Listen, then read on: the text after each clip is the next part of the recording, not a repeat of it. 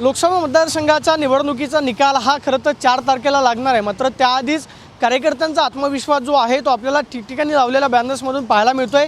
पुण्यातल्या सारसबाग चौकामध्ये महाविकास आघाडीच्या कार्यकर्त्यांकडून आपण पाहतोय की 3 लोकसभा मतदारसंघांच्या उमेदवारांचे अभिनंदनाचे बॅनर जे आहे ते लावलेले आहेत। यावरती लिहिलं आहे ते म्हणजे गुलाल आमचाच। या 3 मतदारसंघातील उमेदवारांचा लोकसभेच्या निवडणुकीत दणदणीत विजय झाल्याबद्दल हार्दिक अभिनंदन अशा अभिनंदनाचा बॅनर जो आहे तो लावलेला आहे। बारामती लोकसभा मतदारसंघामध्ये काय होणार याचं खरं तर संपूर्ण देशाचं लक्ष मतदारसंघाकडे लागलेलं आहे। कारण या मतदारसंघामध्ये ननंद विरुद्ध भाऊजोय अशी थेट लढत जी आपल्याला पाहायला मिळाली।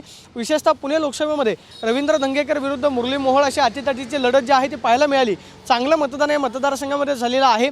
तर दुसऱ्या बाजूला शिरूरमध्ये अमोल कोल्हे विरुद्ध शिवाजीराव आढळराव अशी थेट लढत होती। मात्र आपण पाहतोय की महाविकास आघाडीच्या कार्यकर्त्यांनी महाविकास आघाडीच्या या 3 लोकसभा मतदारसंघातले जे 3 उमेदवार आहेत त्या 3 उमेदवारांचे अभिनंदनाचे बॅनर जे आहे ते लावलेले आहेत। ओएसिस फर्टिलिटीच्या तज्ञांनी IVF उपचार पद्धतीद्वारे 1 लाखांहून अधिक जोडप्यांना मातृत्व प्राप्तीचा आनंद दिला आहे। मोफत अपॉइंटमेंट बुक करण्यासाठी आजच संपर्क साधा। या बॅनरच्या माध्यमातून महाविकास आघाडीच्या कार्यकर्त्यांचा आत्मविश्वास जो आहे तो मोठ्या प्रमाणावरती पाहायला मिळतोय। मात्र 4 तारखेला काय होणार हे खरं तर निकालानंतर स्पष्ट होईलच। या 3 लोकसभा मतदारसंघामध्ये नेमकं काय होतं, कोण खासदार होतं हे स्पष्ट होईलच। मात्र पुण्यातल्या सारसबाग परिसरामध्ये महाविकास आघाडीच्या कार्यकर्त्यांनी पुणे, शिरूर आणि बारामती लोकसभा मतदारसंघातील महाविकास आघाडीच्या उमेदवारांचे खासदारपदी निवड झाल्याबद्दल हार्दिक अभिनंदनाचे बॅनर जे आहेत लागलेले आपल्याला पाहायला मिळतात।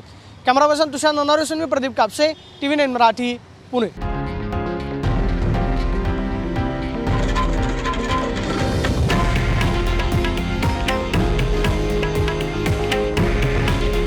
हे आहे देशातील नंबर 1 न्यूज नेटवर्क आणि आपण पाहत आहात TV9 मराठी।